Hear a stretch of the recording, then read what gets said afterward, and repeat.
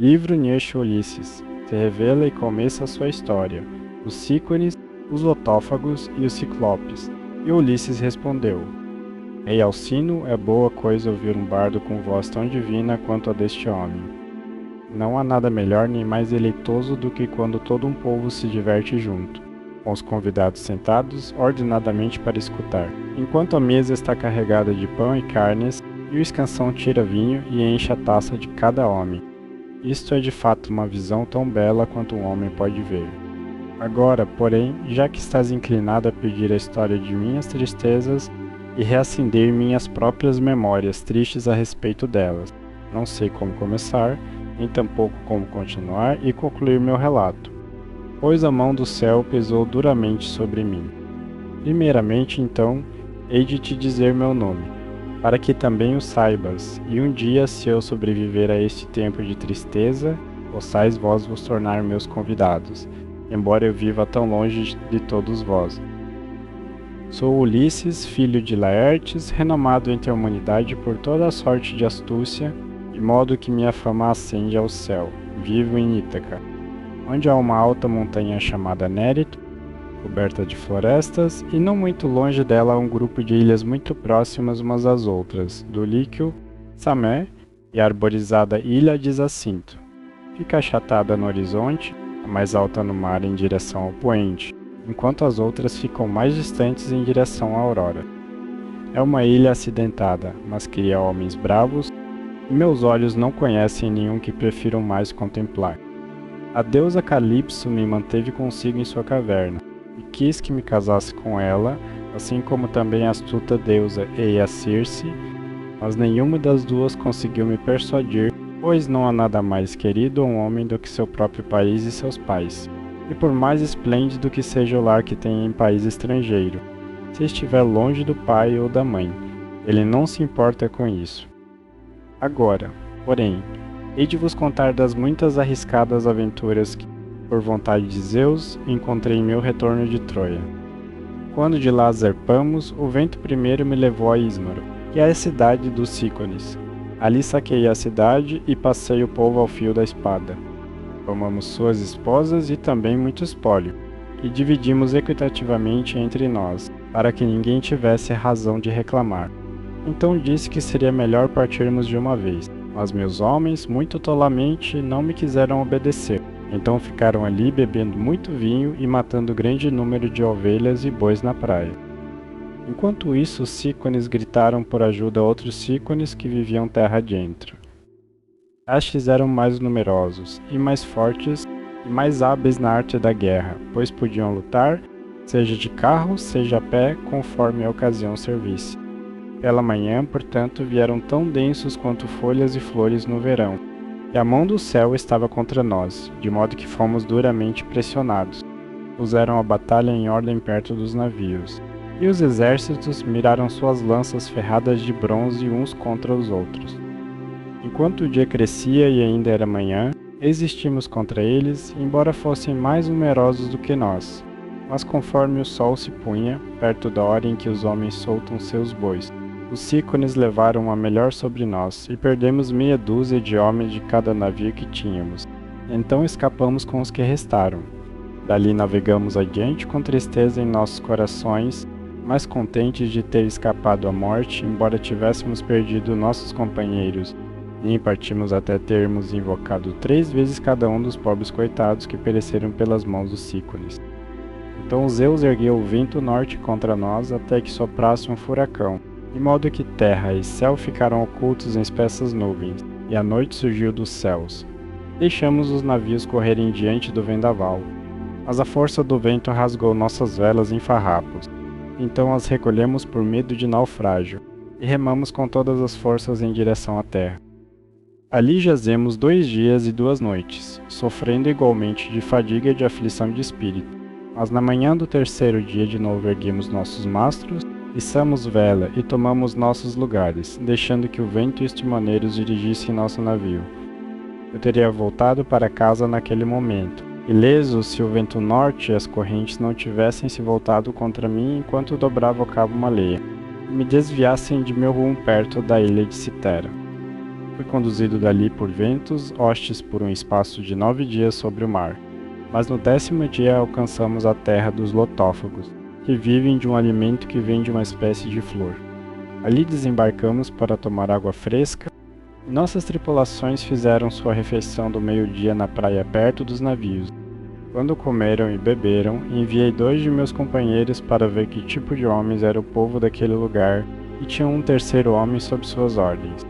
Partiram de imediato e andaram entre os lotófagos, que não lhes fizeram mal algum, mas lhes deram para comer do lótus, que era tão delicioso que aqueles que dele comiam deixavam de se importar com o ar, e nem mesmo queriam voltar e contar o que lhes acontecera, mas preferiam ficar mastigando lótus com os lotófagos sem pensar mais em seu retorno. Ainda assim, embora chorassem amargamente, forcei-os de volta aos navios e os prendi sob os bancos. Então disse ao resto que embarcasse de imediato, para que nenhum deles provasse do lótus e deixasse de querer voltar para casa. Então tomaram seus lugares e golpearam o mar cinzento com seus remos. Navegamos dali, sempre em grande aflição, até chegarmos à terra dos ciclopes sem lei e desumanos. Ora, os ciclopes nem plantam, nem lavram, mas confiam na providência e vivem do trigo, da cevada e das uvas que crescem silvestres sem qualquer cultivo. E suas uvas silvestres lhes dão vinho conforme o sol e a chuva as fazem crescer. Não têm leis nem assembleias do povo, mas vivem em cavernas no topo de altas montanhas. Cada um é senhor e ama em sua própria família, e não tomam conhecimento de seus vizinhos. Ora, diante de seu porto fica uma ilha arborizada e fértil, não muito próxima da terra dos ciclopes, mas ainda assim não distante. Está infestada de cabras selvagens, que ali se reproduzem em grande número e nunca são perturbadas por pé de homem. Pois os caçadores, que em geral suportam tanto sofrimento na floresta ou entre precipícios de montanha, não vão até lá, nem tampouco é jamais lavrada ou pastada, mas fica um ermo não cultivado e não semeado de ano em ano, e não tem ser vivo algum sobre si a não ser cabras. Pois os ciclopes não têm navios, nem tampouco construtores navais que pudessem fazer navios para eles. Não podem, portanto, ir de cidade em cidade, ou navegar o mar até o país uns dos outros como fazem os povos que têm navios. Se os tivessem, teriam colonizado a ilha, pois é muito boa e daria tudo em sua devida estação. Há prados que em alguns lugares chegam bem até a praia, bem irrigados e cheios de suculenta relva.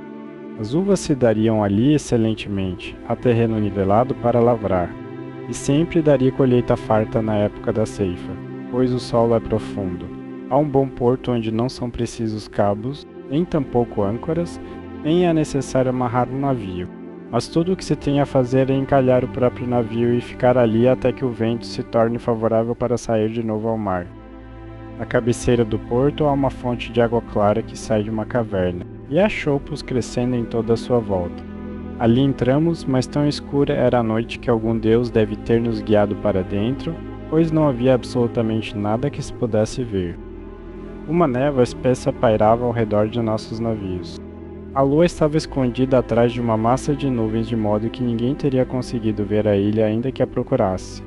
Nem havia arrebentação alguma para nos dizer que estávamos próximos da costa antes de nos encontrarmos sobre a própria terra. Quando, porém, encalhamos os navios, arriamos as velas, desembarcamos e acampamos na praia até o amanhecer. Quando a filha da manhã, a aurora de dedos rosados, apareceu, admiramos a ilha e vagamos por toda ela, enquanto as ninfas, filhas de Zeus, despertavam as cabras selvagens para que pudéssemos conseguir alguma carne para nosso jantar. Sobre isso buscamos nossas lanças e arcos e flechas dos navios, e dividindo-nos em 3 bandos, começamos a atirar nas cabras. O céu nos concedeu excelente caça, eu tinha 12 navios comigo, e cada navio ganhou 9 cabras, enquanto meu próprio navio teve 10. Assim, durante todo o longo dia até o pôr do sol, comemos e bebemos até nos fartar, e ainda nos sobrava bastante vinho, pois cada um de nós levara muitos jarros cheios quando saqueamos a cidade dos Cícones, e este ainda não se esgotara. Enquanto festejávamos, continuávamos voltando os olhos para a terra dos Ciclopes, e ficava próxima e víamos a fumaça de seus fogos de restolho. Quase podíamos imaginar que ouvíamos suas vozes e o balido de suas ovelhas e cabras, mas quando o sol se pôs e escureceu, acampamos na praia. E na manhã seguinte convoquei um conselho. Ficai aqui, meus bravos companheiros, disse eu, todo o restante de vós, enquanto vou com meu navio explorar esta gente eu mesmo. Quero ver se são selvagens e civilizados, ou raça hospitaleira e humana. Embarquei, ordenando que meus homens fizessem o mesmo e soltassem as amarras. Então tomaram seus lugares e golpearam o mar cinzento com seus remos. Quando chegamos à terra, que não ficava longe, ali na face de um penhasco perto do mar, vimos uma grande caverna coberta de loureiros. Era um abrigo para grande número de ovelhas e cabras, e do lado de fora havia um grande pátio, com um alto muro em volta feito de pedras fincadas no chão e de árvores, tanto pinheiro quanto carvalho. Esta era a morada de um monstro enorme que então estava fora de casa pastoreando seus rebanhos. Não queria nada com os demais, mas levava a vida de um proscrito. Era uma criatura horrenda, nada parecida com o ser humano de todo, a se assemelhando antes a algum penhasco que se destaca ousadamente contra o céu no topo de uma alta montanha. Disse a meus homens que puxassem o navio para a praia, e ficassem onde estavam, exceto os 12 melhores entre eles, que iriam comigo. Também levei um odre de pele de cabra de doce vinho tinto que me fora dado por Maron, filho de Vantes, que era sacerdote de Apolo, deus patrono de Ismaro, e vivia dentro dos recintos arborizados do templo. Quando estávamos saqueando a cidade, o respeitamos, e poupamos sua vida assim como a de sua esposa e filho. Então me fez alguns presentes de grande valor, 7 talentos de fino ouro, uma tigela de prata com 12 jarros de doce vinho, não misturado e do mais requintado sabor. Nenhum homem nem criada na casa sabia disso, mas apenas ele mesmo, sua esposa e uma governanta. Quando bebia, misturava 20 partes de água para uma de vinho. E ainda assim a fragrância da tigela de mistura era tão requintada que era impossível resistir a beber. Enchi um grande odre com este vinho, e levei comigo um alforje cheio de provisões, pois meu espírito me advertia que talvez tivesse de lidar com algum selvagem de grande força, que não respeitaria nem direito nem lei. Logo alcançamos sua caverna, mas ele estava fora pastoreando, então entramos e fizemos inventário de tudo que podíamos ver. Suas prateleiras de queijo estavam carregadas de queijos, e tinha mais cordeiros e cabritos do que seus cercados podiam conter. Eram mantidos em rebanhos separados, primeiro havia os borregos, depois os mais velhos dos cordeiros mais jovens e por último os bem novinhos, todos mantidos separados uns dos outros. Quanto ao seu leiteiro, todos os vasos, tigelas e baldes de leite em que ordenhava estavam nadando em soro. Quando viram tudo isso, meus homens me imploraram que os deixasse primeiro roubar alguns queijos, e fugir com eles para o navio. Então voltariam, conduziriam os cordeiros e cabritos, os poriam a bordo e partiriam navegando com eles. Teria sido de fato melhor se tivéssemos feito assim, mas não os quis ouvir, pois queria ver o próprio dono, na esperança de que me desse um presente. Quando, porém, o vimos, meus pobres homens o acharam difícil de lidar. Acendemos um fogo, oferecemos alguns dos queijos em sacrifício. Comemos outros deles e então ficamos sentados esperando até que o Ciclope viesse com suas ovelhas. Quando chegou, trouxe consigo uma enorme carga de lenha seca para acender o fogo de sua ceia e a atirou com tal barulho no chão de sua caverna que nos escondemos de medo no extremo mais distante da caverna. Enquanto isso, conduziu todas as ovelhas para dentro, assim como as cabras que ia ordenhar, deixando os machos, tanto carneiros quanto bodes, do lado de fora nos pátios. Então rolou uma enorme pedra até a boca da caverna, tão enorme que 22 fortes carros de 4 rodas não bastariam para arrastá-la de seu lugar contra a entrada. Tendo feito isso, sentou-se e ordenhou suas ovelhas e cabras, todas em devida ordem, e então deixou que cada uma tivesse seu próprio filhote. Molhou metade do leite e o pôs de lado em peneiras de vime, mas a outra metade despejou em tigelas para beber em sua ceia. Quando terminou todo o seu trabalho, acendeu o fogo, então nos avistou, ao que disse: Estrangeiros, quem sois? De onde navegais? Sois negociantes? Ou navegais o mar como piratas, com vossas mãos contra todo homem, e a mão de todo homem contra vós?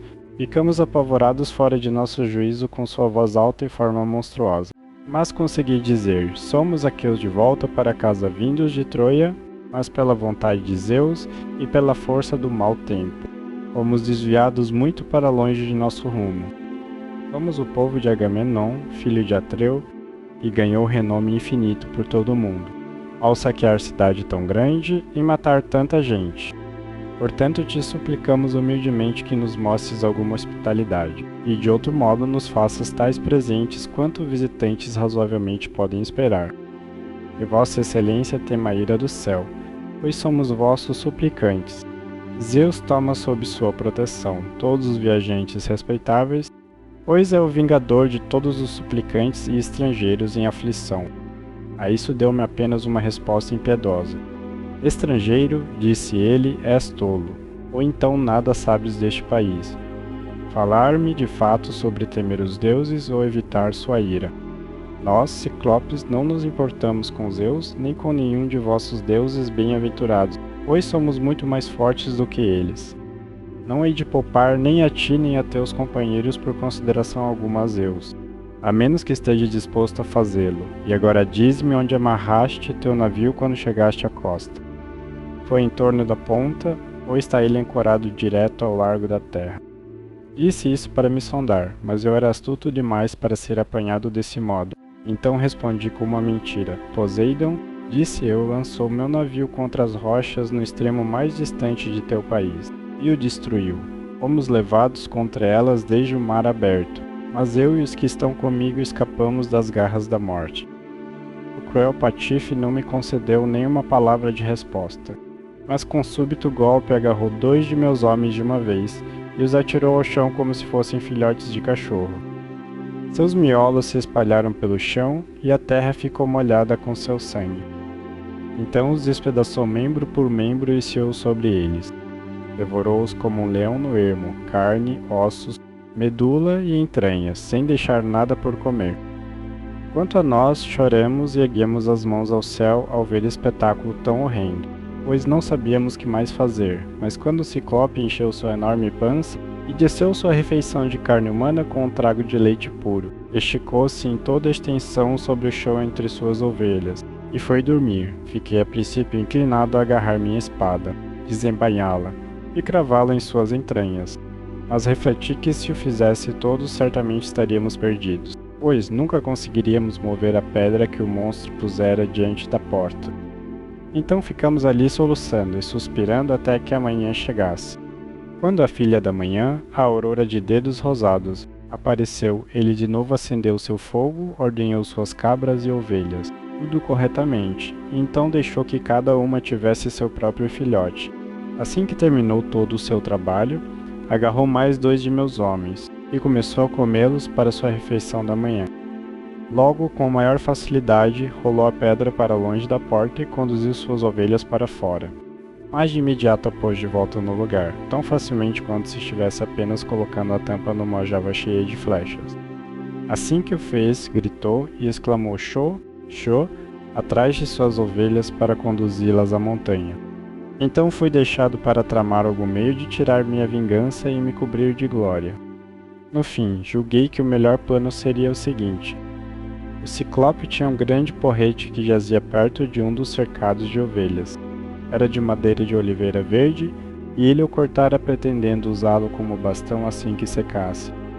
Era tão enorme que só podíamos compará-lo ao mastro de um navio mercante de 20 remos e grande calado. Capaz de se aventurar em mar aberto, fui até este porrete e cortei cerca de 2 metros dele. Então dei este pedaço aos homens e lhes disse para plainá-lo uniformemente numa das pontas, o que fizeram, e por fim eu mesmo afiai até uma ponta, chamuscando a extremidade no fogo para endurecê-la. Feito isso, escondi-o sob esterco e jazia espalhado por toda a caverna, e disse aos homens que tirassem sortes para ver quem se aventuraria comigo a erguê-lo e enfiá-lo no olho do monstro enquanto dormisse. A sorte caiu justamente sobre os 4 que eu mesmo teria escolhido, e eu mesmo fiz o 5º. À noite o Patife voltou de seu pastoreio, e conduziu seus rebanhos para a caverna, desta vez conduzindo-os todos para dentro, e não deixando nenhum nos pátios, suponho que alguma fantasia deve tê-lo tomado, ou algum deus deve tê-lo instigado a fazer assim. Assim que pôs a pedra de volta em seu lugar contra a porta, sentou-se, ordenhou suas ovelhas e cabras todas corretamente. Então deixou que cada uma tivesse seu próprio filhote. Quando terminou todo este trabalho, agarrou mais 2 de meus homens, e fez sua ceia com eles. Então fui até ele com uma tigela de madeira de era cheia de vinho tinto em minhas mãos. Olha aqui, Ciclope, disse eu, tens comido grande quantidade de carne humana? Então toma isto e bebe um pouco de vinho, para que vejas que tipo de licor tínhamos a bordo de meu navio. Estava trazendo-o para ti como libação, na esperança de que tivesses compaixão de mim e me ajudasses em meu caminho de volta para casa, ao passo que tudo o que fazes é continuar a rugir e delirar de modo mais intolerável. Deverias ter vergonha de ti mesmo, como podes esperar que as pessoas venham te ver de novo se as tratas deste modo. Ele então tomou a taça e bebeu. Ficou tão encantado com o gosto do vinho que me implorou por outra tigela cheia. Se é tão bondoso, disse ele, de me dar mais um pouco e me dizer teu nome de uma vez. Quero te fazer um presente de que ficarás contente de ter. Temos vinho até mesmo neste país, pois nosso solo cria uvas e o sol as amadurece. Mas este bebe como néctar e ambrosia tudo junto. Então lhe dei mais um pouco. 3 vezes enchi a tigela para ele, e 3 vezes ele a drenou sem pensamento ou cuidado. Então, quando vi que o vinho lhe subira a cabeça, disse-lhe tão plausivelmente quanto pude: Ciclope, perguntas meu nome, e hei de dizer tu. Dá-me, portanto, o presente que me prometeste. Meu nome é ninguém. É assim que meu pai e minha mãe e meus amigos sempre me chamaram. Mas o cruel Patife disse: então hei de comer todos os companheiros de ninguém antes do próprio ninguém, e hei de guardar ninguém para o final. Este é o presente que hei de lhe fazer. Ao falar, cambaleou e caiu estatelado de costas no chão. Seu grande pescoço pendia pesadamente para trás, e um sono profundo se apoderou dele. Logo ficou enjoado e vomitou tanto o vinho quanto os pedaços de carne humana com que se empanturrara. Pois estava muito bêbado, então enfiei a viga de madeira funda nas brasas para aquecê-la, e encorajei meus homens para que nenhum deles perdesse a coragem. Quando a madeira, verde como estava prestes a arder em chamas, tirei-a do fogo incandescente de calor, e meus homens se reuniram ao meu redor, pois o céu lhes enchera os corações de coragem. Cravamos a ponta afiada da viga no olho do monstro, e apoiando-me nela com todo o meu peso, continuei a girá-la e girá-la, como se estivesse furando um buraco numa prancha de navio com uma verruma. E 2 homens, com uma roda e correia, podem continuar girando enquanto quiserem.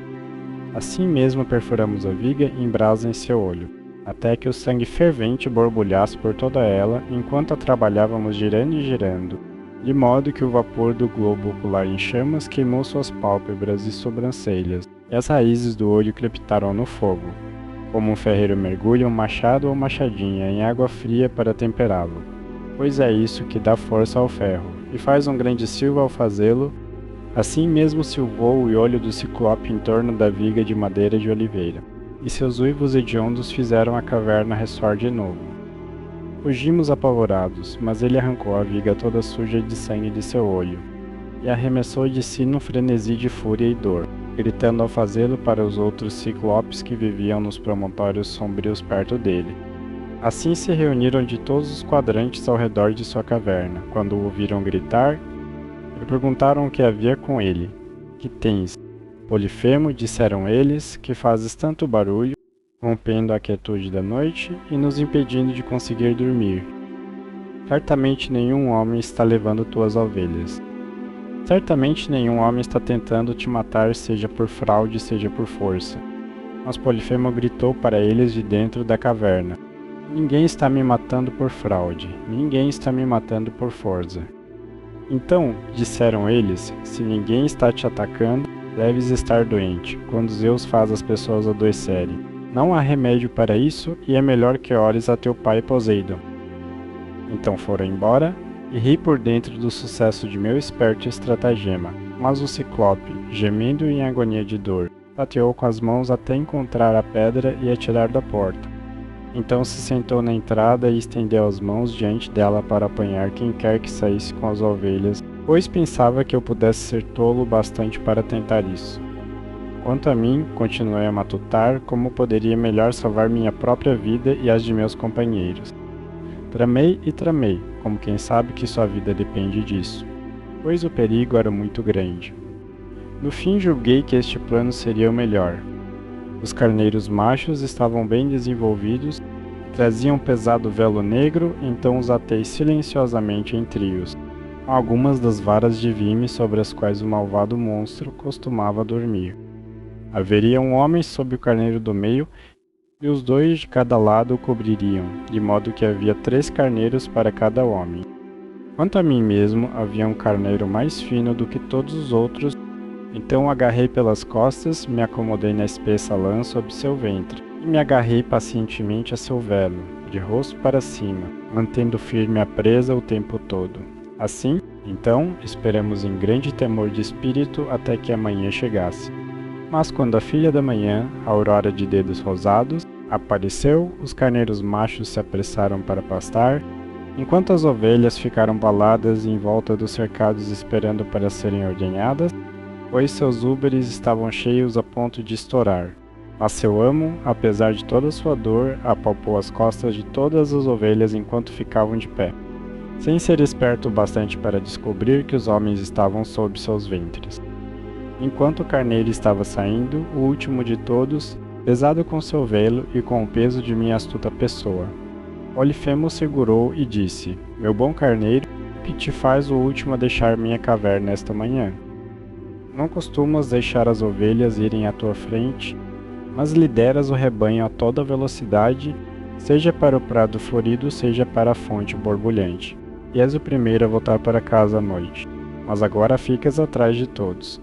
Será porque sabes que teu amo perdeu o olho, e ficas triste porque aquele malvado ninguém e sua horrenda súcia o pegaram em sua bebida e o cegaram. Mas ainda hei de ter sua vida. Se pudesses entender e falar, me dirias onde o patife está se escondendo, e eu lhe esmagaria os miolos no chão até que voassem por toda a caverna. Assim teria alguma satisfação pelo mal que este ninguém tão vil me fez. Ao falar, conduzi o carneiro para fora, mas quando estávamos um pouco afastados da caverna e dos pátios, primeiro saí de sob o ventre do carneiro, então libertei meus companheiros, quanto às ovelhas, que estavam muito gordas. Ao continuamente guiá-las na direção certa, conseguimos conduzi-las até o navio. A tripulação se alegrou muito ao ver aqueles de nós que tinham escapado à morte, mas chorou pelos outros a quem o ciclope matara. Contudo, fiz-lhes sinais acenando com a cabeça e franzindo o senho que deviam abafar seu choro, e disse-lhes para porem todas as ovelhas a bordo de uma vez e partirem para o mar. Então embarcaram, tomaram seus lugares e golpearam o mar cinzento com seus remos. Então, quando cheguei tão longe quanto minha voz alcançaria, comecei a zombar do Ciclope. Ciclope, disse eu, devias ter tomado melhor a medida de teu homem antes de devorar seus companheiros em tua caverna. Patife, devora os teus visitantes em tua própria casa. Devias saber que teu pecado te encontraria, e agora Zeus e os demais deuses te castigaram. Ficou cada vez mais furioso ao me ouvir, então arrancou o topo de uma alta montanha, e o arremessou bem à frente de meu navio, de modo que ficou a pouco de atingir a extremidade do leme. O mar tremeu quando a rocha caiu nele, e o repuxo da onda que ergueu nos levou de volta em direção ao continente, e nos forçou em direção à costa. Mas agarrei uma longa vara e mantive o navio afastado, fazendo sinais a meus homens, acenando com a cabeça, que deviam remar por suas vidas, ao que se esforçaram com vontade. Quando chegamos 2 vezes tão longe quanto estávamos antes, eu estava para zombar do Ciclope de novo. Mas os homens me imploraram e rogaram que segurasse a língua. Não sejas, exclamaram eles, louco bastante para provocar mais ainda esta criatura selvagem. Ele já nos atirou uma rocha que nos levou de volta ao continente, e tivemos certeza de que fora nossa morte. Se então ouvisse mais algum som de vozes, teria reduzido nossas cabeças e os madeiros de nosso navio a uma geleia com as ásperas rochas que teria arremessado contra nós, pois pode lançá-las por longa distância. Mas não os quis ouvir e gritei para ele em minha fúria. Ciclope, se alguém te perguntar quem foi que te arrancou o olho e estragou tua beleza, Dize que foi o valente guerreiro Ulisses, filho de Laertes que vive em Ítaca. Sobre isso ele gemeu, e exclamou: Ai, ai, então a velha profecia sobre mim está se tornando verdade. Houve aqui um profeta, certa vez, homem tanto bravo quanto de grande estatura, Télemo, filho de Eurimo, que era excelente vidente, e fazia toda a profecia para os ciclopes até envelhecer. Disse-me que tudo isso me aconteceria algum dia, e disse que eu perderia a visão pela mão de Ulisses. Eu vim esperando o tempo todo alguém de presença imponente e força sobre-humana, ao passo que se revela um insignificante fracote, que conseguiu cegar meu olho, tirando vantagem de mim e minha bebida. Vem cá, então, Ulisses, para que eu te faça presentes que mostrem minha hospitalidade, e persuada Poseidon a te ajudar em tua jornada, pois Poseidon e eu somos pai e filho. Ele, se assim quiser, há de me curar o que ninguém mais, nem Deus nem homem, pode fazer. Então eu disse: quisera eu poder estar tão certo de te matar de vez e te enviar à casa de Hades, quanto estou certo de que será preciso mais do que Poseidon para curar esse teu olho. Sobre isso ergueu as mãos ao firmamento do céu e orou, dizendo: ouve-me, grande Poseidon, se sou de fato teu próprio filho verdadeiramente gerado. Concede que Ulisses jamais alcance seu lar vivo, ou se ele deve por fim voltar a seus amigos, que o faça tarde e em triste condição depois de perder todos os seus homens, que alcance seu lar em navio alheio e encontre problemas em sua casa. Assim orou ele, e Poseidon ouviu sua prece. Então apanhou uma rocha muito maior do que a primeira, ergueu-a ao alto e a arremessou com prodigiosa força. Caiu logo aquém do navio, mas ficou a pouco de atingir a extremidade do leme. O mar tremeu quando a rocha caiu nele, e o repuxo da onda que ergueu nos impeliu adiante em nosso caminho em direção à costa da ilha. Quando por fim chegamos à ilha onde tínhamos deixado o resto de nossos navios, encontramos nossos companheiros lamentando por nós, e ansiosamente aguardando nosso retorno. Encalhamos nosso navio na areia e saímos dele para a praia. Também desembarcamos as ovelhas do Ciclope, e as dividimos equitativamente entre nós para que ninguém tivesse razão de reclamar. Quanto ao carneiro, meus companheiros concordaram que eu deveria tê-lo como parte extra, então o sacrifiquei na praia e queimei seus ossos de coxa a Zeus, que é senhor de tudo, mas ele não deu atenção ao meu sacrifício e só pensava em como poderia destruir tanto meus navios quanto meus companheiros. Assim, durante todo o longo dia até o pôr do sol, festejamos até nos fartar de carne e bebida, mas quando o sol se pôs e escureceu, acampamos na praia. Quando a filha da manhã, a aurora de dedos rosados, apareceu, ordenei a meus homens que embarcassem e soltassem as amarras. Então tomaram seus lugares e golpearam o mar cinzento com seus remos. Assim navegamos com tristeza em nossos corações, mas contentes de ter escapado à morte, embora tivéssemos perdido nossos companheiros.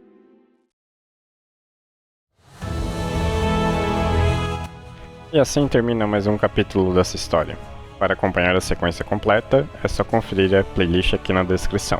Se inscreve, ativa o sininho e te vejo no próximo capítulo.